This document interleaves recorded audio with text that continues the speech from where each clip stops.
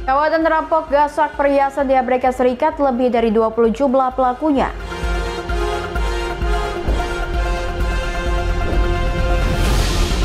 Justin Bieber disebut-sebut menerima bayaran termahal Coachella 2026, tiket ludes terjual. Meta rilis kacamata pintar AI, diklaim bisa mengurangi penggunaan smartphone. Halo pemirsa, selamat datang di Mata Dunia, program yang mengupas berita dan peristiwa global dari berbagai belahan dunia. Tentunya saya Lydia Junita akan menemani Anda selama 30 menit ke depan. Berikut informasi selengkapnya.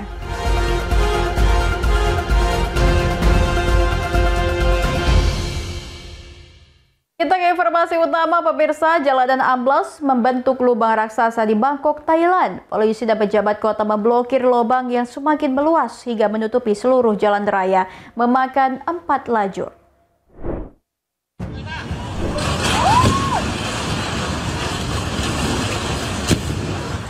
Jalanan amblas membentuk lubang raksasa di Bangkok, Thailand.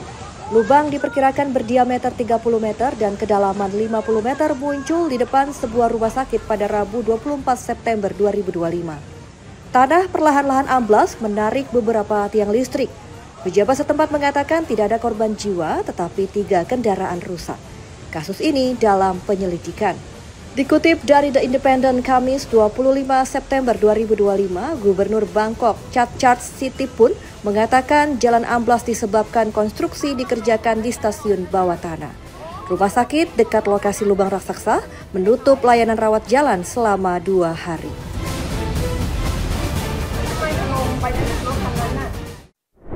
Informasi lainnya, komplotan perampok menggasak toko perhiasan di California, Amerika Serikat. Mereka menggunakan penutup wajah dan membawa senjata. Aksinya terekam kamera pengintai CCTV. Ini adalah video pendek menampilkan sejumlah orang mendatangi toko perhiasan di kawasan San Ramon, California, Amerika Serikat. Nampak komplotan rampok ini menggunakan pakaian serba hitam dan menutupi wajah mereka serta membekali diri membawa senjata. Para rampok merusak kaca etalase dan mengambil perhiasan. Video ini dibagikan Departemen Kepolisian San Ramon dan diunggah ABC News pada Rabu 24 September 2025. Dilaporkan beberapa tersangka ditahan usai perampokan.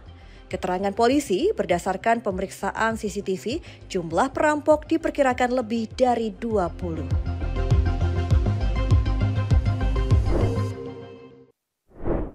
Di Den Haag, Belanda, seorang anggota parlemen diusir dari sidang gara-gara mengenakan baju senada warna bendera Palestina yang menilai melanggar aturan berpakaian.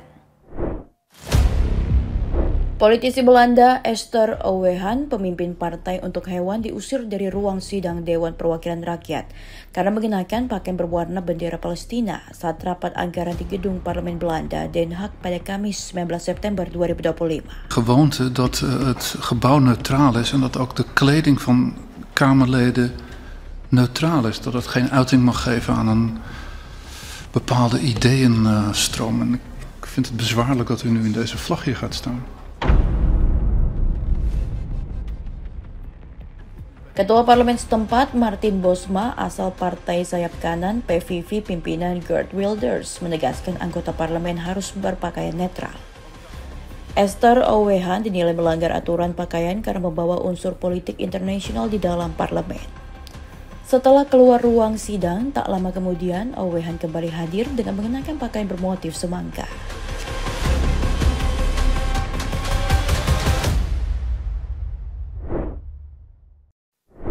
Penyebab kematian aktor Cina Yu Menglong menimbulkan tanda tanya. Heboh di media sosial teori konspirasi liar. Polisi gelar demi bisa mengungkap penyebab pasti Yu Menglong merenggang nyawa. Berpergian aktor Cina Yu Menglong kini bikin heboh dunia maya. Muncul teori konspirasi liar, ada dugaan tindak kriminal. Spekulasi berkembang, polisi turun tangan menangani. Pengumuman polisi, ada sejumlah orang memalsukan dan menyebarkan informasi palsu daring demi menarik dan meningkatkan traffic konten. Ada 3 mengaku mengarang rumor dan diamankan polisi. Ibu Yu Menglong mengunggah pernyataan kematian sang anak karena kecelakaan bukan kriminal pada 16 September 2025. Hasil investigasi polisi dari pemeriksaan lokasi kejadian CCTV hingga forensik mengarah ke kecelakaan. Keluarga menerima hasilnya. Yu Menglong, 37 tahun, diketahui jatuh dari sebuah gedung apartemen di Beijing pada 11 September 2025. Nama Yu Menglong dikenal luas melalui serial web Go Princess Go tahun 2015. Pemirsa, informasi berita lainnya tentunya kami akan sajikan usai jeda berikut ini. Tetaplah bersama kami di Mata Dunia.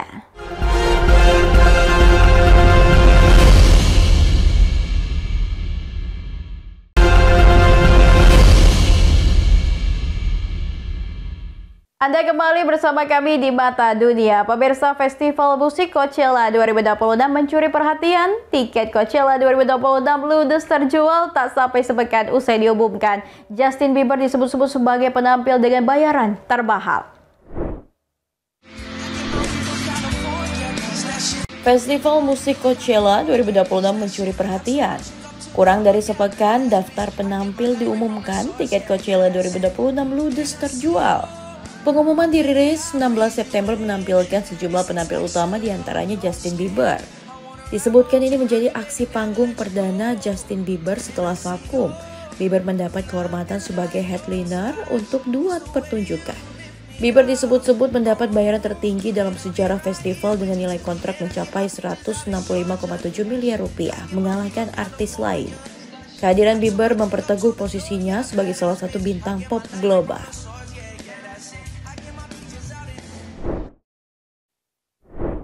Meta merilis Ray-Ban display kacamata pintar AI saat peluncuran. CEO Meta Mark Zuckerberg menyebutkan keunggulan kacamata diantaranya bisa mengurangi ketergantungan manusia pada smartphone. This is Meta Ray-Ban display. Meta meluncurkan produk baru berupa kacamata pintar AI di acara Meta Connect di California, Amerika Serikat pada Kamis 18 September 2025. Ray-Ban Display namanya. CEO Meta Mark Zuckerberg hadir saat peluncuran. Mark menyampaikan keunggulan Ray-Ban Display, salah satunya bisa mengurangi ketergantungan manusia pada smartphone, mampu menggantikan peran smartphone dalam kehidupan sehari-hari.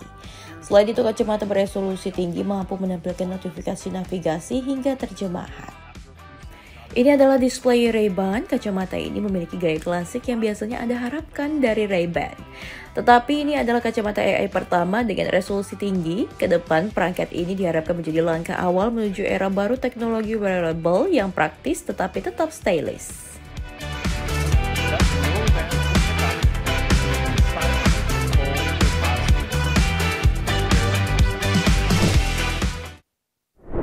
Wah, ada fenomena menarik di Sungai Amazon, pemirsa. Muncul lumba-lumba pink. Kehadiran mamalia air tawar ini menjadi pertanda positif bagi kelestarian ekosistem sungai terbesar di dunia. Ini dia lumba-lumba pink di Sungai Amazon. Ia asik berenang dengan lumba-lumba lainnya. Lumba-lumba pink dijuluki Bufeo merupakan spesies air tawar ditemukan di sungai-sungai Amerika Selatan. Salah satunya di Sungai Amazon. Lumba-lumba pink merupakan salah satu dari segelintir spesies lumba-lumba air tawar tersisa di dunia. Para ahli mengingatkan populasi lumba-lumba pink terancam oleh aktivitas manusia, sehingga perlindungan habitat harus diutamakan.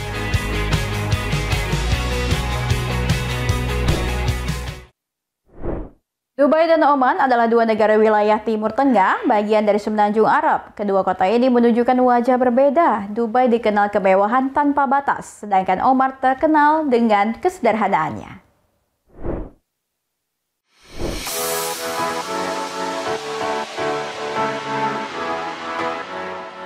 Dubai dan Oman, dua negara di wilayah Timur Tengah, bagian dari Semenanjung Arab. Keduanya bertetangga dan memiliki hubungan erat, namun beda inovasi dan pengembangan. Dunia dikenal modern dan inovatif, sedangkan Oman berpegang pada tradisi. Dubai sebagai kota metropolitan identik dengan kemewahan tanpa batas di Timur Tengah. Dari Burj Khalifa, mall terbesar sampai hotel bertaraf tertinggi, kota ini menjadi pusat pariwisata elit dan investasi internasional. Di sini berdiri gedung pencakar langit seperti Burj Khalifa berpadu dengan mall-mall termegah dan hotel ikonik seperti Burj Al Arab dihiasi emas dan kristal. Kondisi ini jauh berbeda Oman dengan ibu kota Muscat. Oman fokus pada kearifan budaya, keindahan alam, dan keseharian warga jauh dari hedonisme. Bangunan gedung di Oman tidak berlomba menjulang tinggi. Gedung dibuat dengan arsitektur ramah lingkungan berakar tradisi. Ketinggian gedung dibatasi 7 lantai.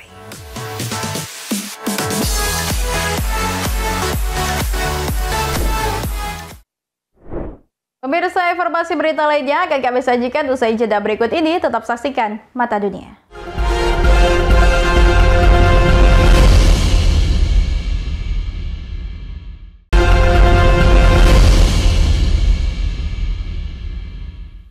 Angkutan umum berbentuk minibus banyak terdapat di Afrika Selatan dan semuanya memakai bahan bakar bensin. Para mahasiswa teknik di sebuah universitas di Cape Town mengubah mesin angkot agar bisa dijalankan dengan listrik.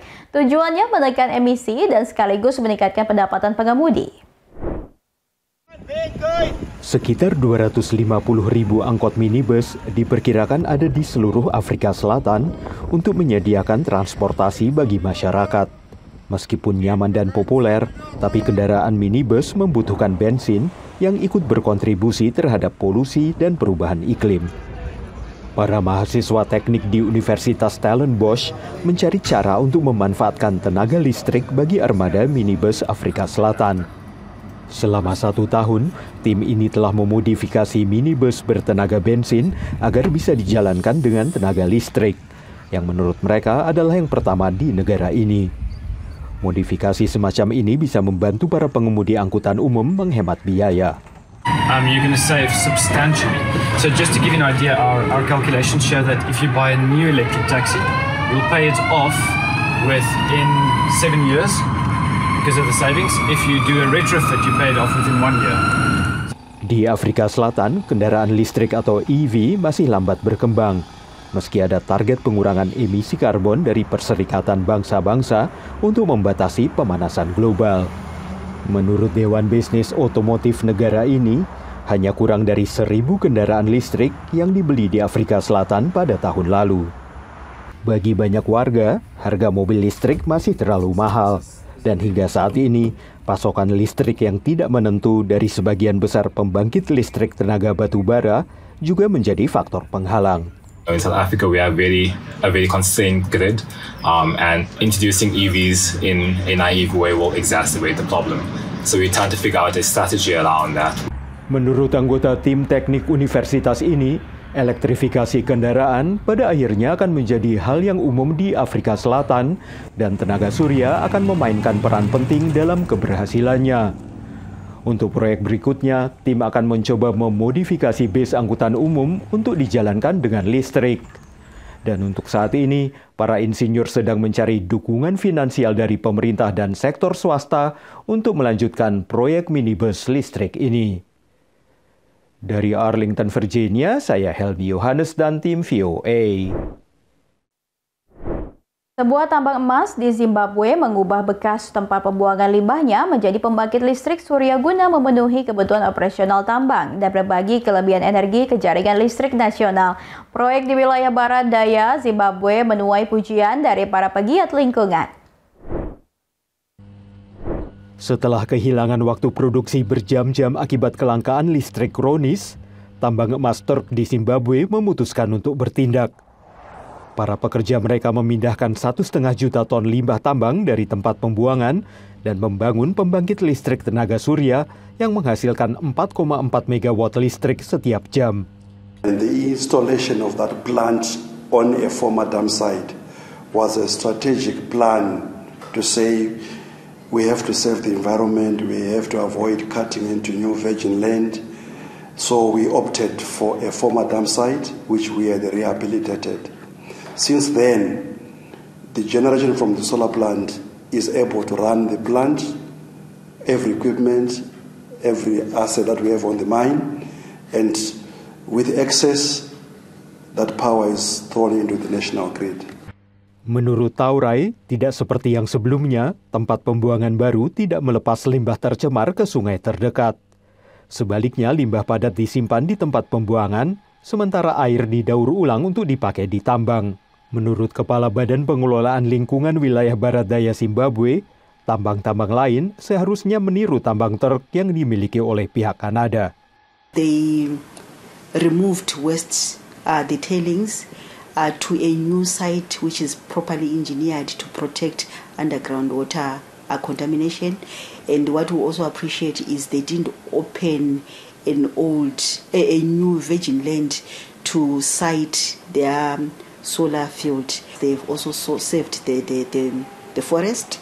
What we also appreciate again is they've gone green. Instead of relying on thermal power or hydropower, we know the impact on the environment.